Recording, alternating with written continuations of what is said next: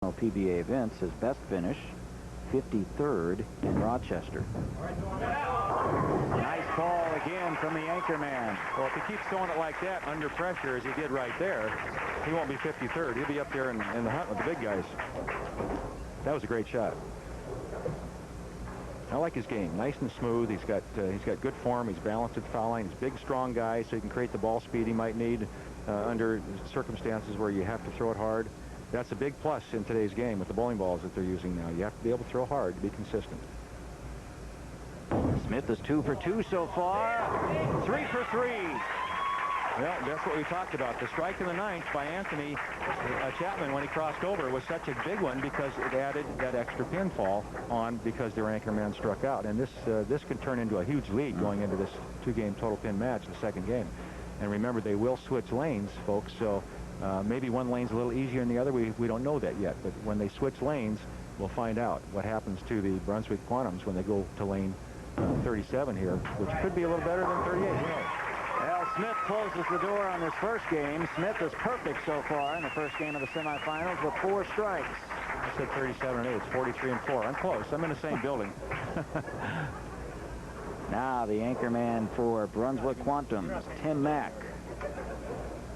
Again, the Penn State grad student. They're looking at a huge hole at the moment.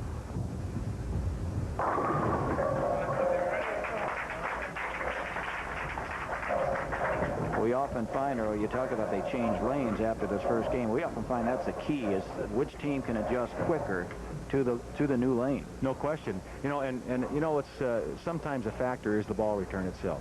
The ball return sits in the middle of the approach. These guys want to get in so far to the left and play so deep on the lane with these bowling balls that you see Tim Mack actually walking around the ball return. Now, when they go to the other lane, the ball return is no longer a factor. So a lot of times they'll bowl better on the odd lane, the left-hand lane, just for that reason. As you see Tim Mack standing there drying his hand behind the ball return. And when he steps up on the approach, watch where he stands to throw his strike ball. And then watch his first 2 steps, which get him out in front of that ball return. He'll stand over there as close as he can to it.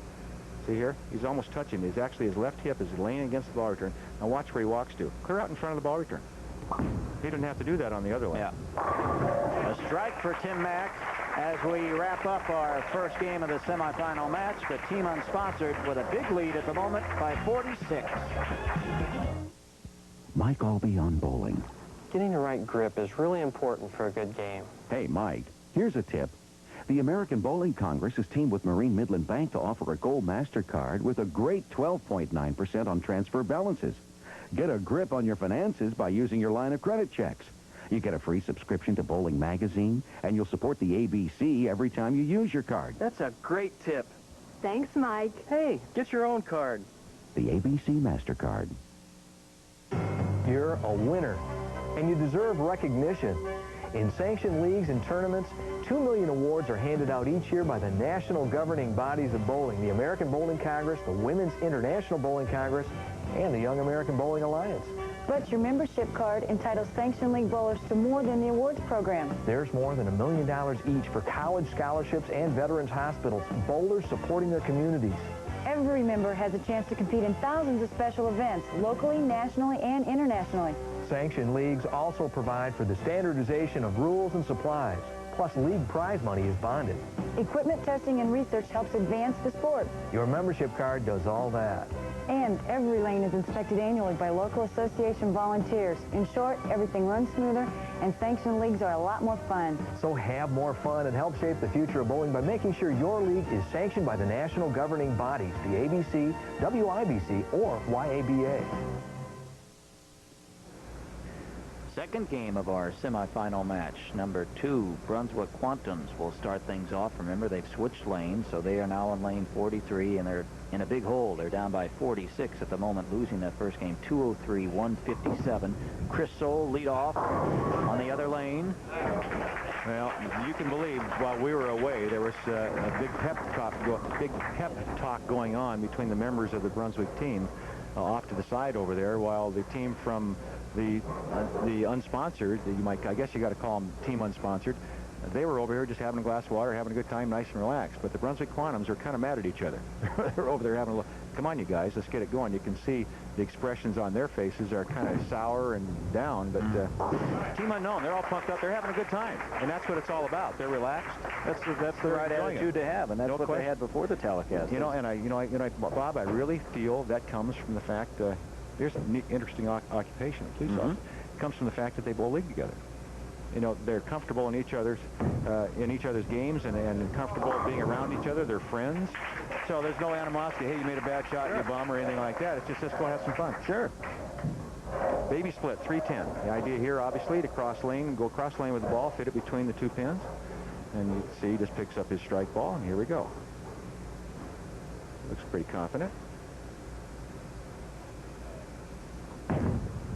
Set it down a little early. Covered the pitch. Ooh, very nice. Nice spare in the first for Clagett. Alan Tone, second frame.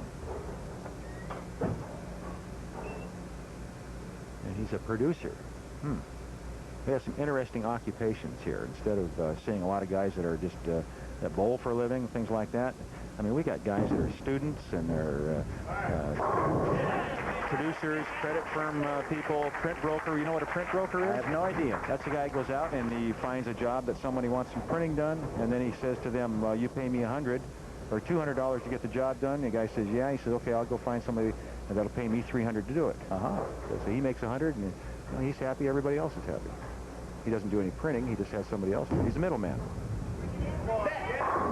Ernest Sevous, a strike in the second for Team Unsponsored. He's got a smooth game, doesn't he, Earl? They do. You know, all these guys look very good. And, you know, like, again, I said, Team Unsponsored could be called Team Unknown, but these guys, they are the guys you've got to keep an eye on because nobody expects much of them, and maybe the Brunswick team took them for granted. But Brunswick can't even make a good shot. Nobody on the team seems to make one good shot yet, today anyway. Well, with each ball they throw, Team Unsponsored is becoming less unknown and more confident. No question about that. And if they go on to win this, they will not be Team Unknown for very long. And I think they'll have a sponsor in their league. I bet they will. They may be lined up. Spare from Viale in the third. Look at our sweeper results here this week. We're going to see Brian Kretzer, who finished with a 701 in our championship match. He's a member of our number 1 seed Columbia Turbo Grips Club. A lot of money there, Bob. $13,300. Phew. Spriggs in the third for Team Unsponsored. A lot of loft on that. Really got it out in front of him. Boy, what a great shot that was. So they're keeping the heat on, Team Unsponsored is, with that strike from Ernest Spriggs here in the third. And they continue to have a comfortable lead here in the semifinals. We'll be right back. While we were away, Rennox with a fourth frame strike for Brunswick. Chapman a spare in the fourth for Team Unsponsored. So the lead now 54 for our number 3 seed. Fifth frame, Tim Mack, anchorman for Brunswick Quantums. 54-pin lead. Now, Earl, we know that no lead is too big or too safe in the Baker. But they have to start making their move and making it now. Well, on a strike, here's an opportunity, like you said, Bob. Here's an opportunity for them to get it going right here. Tim Mack crossed over and got it. Maybe this is their turn, their time to make that move. Let's see how the other anchorman, though, responds. Here's another look at it. As you can see, the ball really hooks early right at that point. And it's so difficult for these guys with these bowling balls to give the ball enough room and stand far enough left. It's almost impossible to get it down the lane sometimes. And here, on the other hand, watch how Norman Smith, bowling anchor for Team Unsponsored, watch where he's playing. Nice and smooth, right over the third arrow, and right in the pocket. Oh, that's what's wrong. He didn't carry the second pin. What a great shot, and what a bad break for his team. Up to that point, remember, Norman Smith was perfect, 4 for 4. Here's another look at him, and watch his form. You see the 2 steps, and then lets it go. And watch what he does from here. Look at the long slide. The shoulders right over the knee. That's where you want to be, right there. The foot out for balance. Stayed right there with the shot.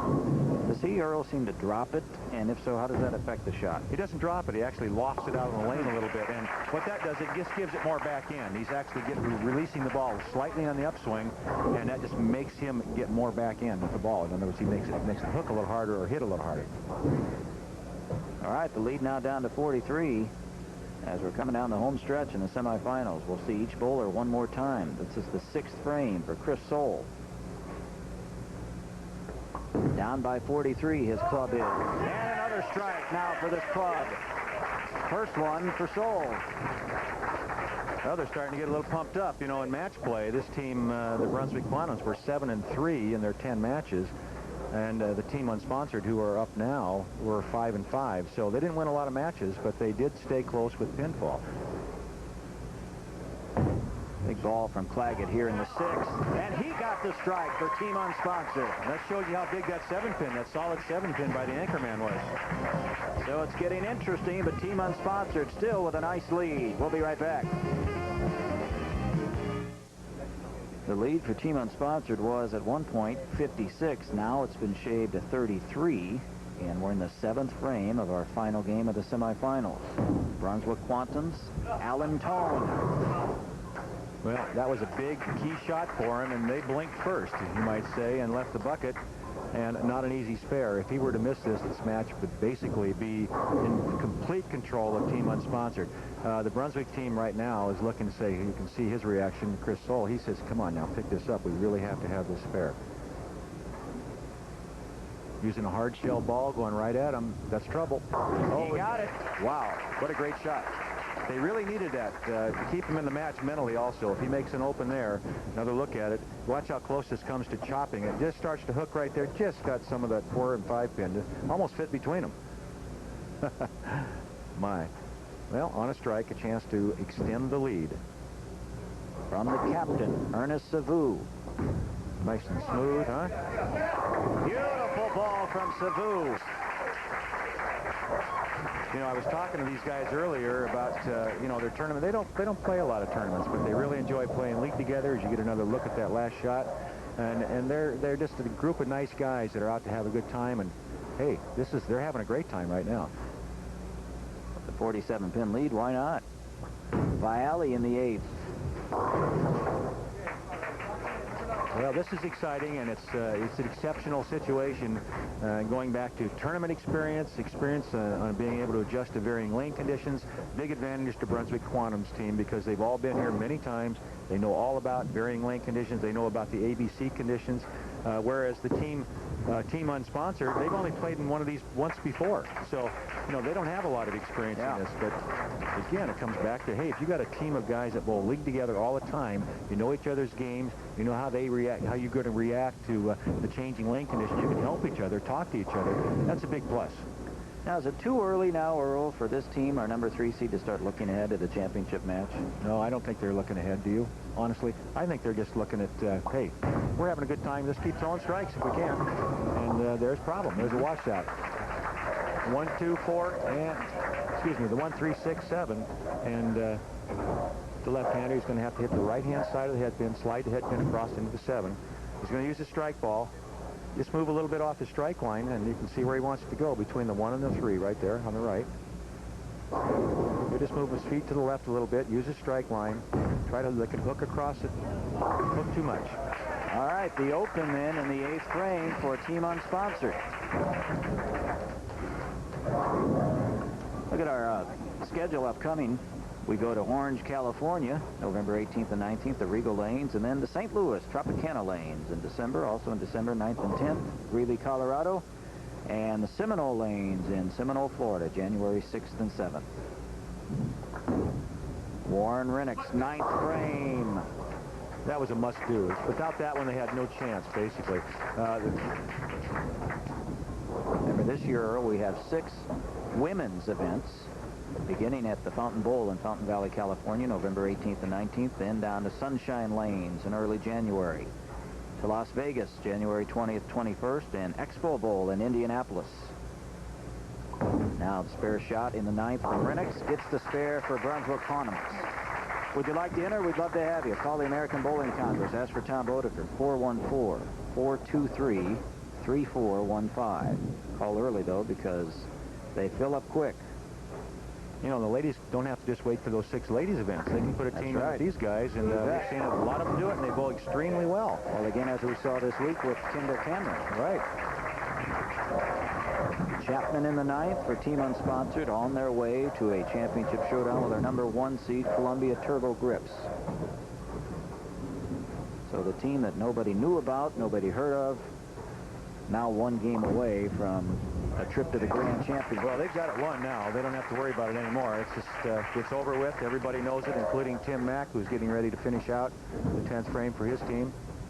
And you can see a little nod of the head there. How'd this happen, guys? You know, we were the favorites here. Tim Mack looks like a football player. Doesn't he? Former football player. Played defensive back for Penn State. He looks like a defensive back, Yeah, doesn't he does. he? Looks like a fire plug standing there. Now, it doesn't matter, really. It's just get it over with, and all he's trying to do. I asked Tim Mack what he thought about this season Northwestern beating Penn State, and he said, next question. Well, what'd you expect? He's sitting over there earlier with his Penn State jacket on. And you're lucky he didn't kind of run over you, Bob. You better believe it. I was in the booth when I asked him. The open frame here from Tim Mack in the 10th. Let's look at some of our other finishers at ABC West Lanes. Finishing 4th, Perry Park Lane from Pittsburgh. They just missed making the TV finals. Coors Light from Reading, Pennsylvania in 5th. Finishing in 6th place from Hanover, Pennsylvania, DJ's Tavern. And in 7th, the club from New Jersey. Team from New York finishing in 8th. They came from 14 states here. Another team from New York in 9th. And then finishing our top 10 from Newport News, Virginia, the Snails. Team unsponsored will move on in our championship match around the bowling world coming right up. Championship match is coming right up.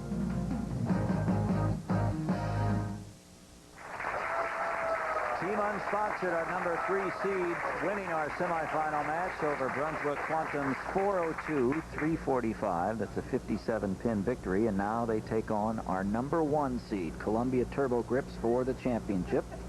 And Columbia has elected to start on the left lane, lane 43, and this is Sean Quinn, their leadoff man.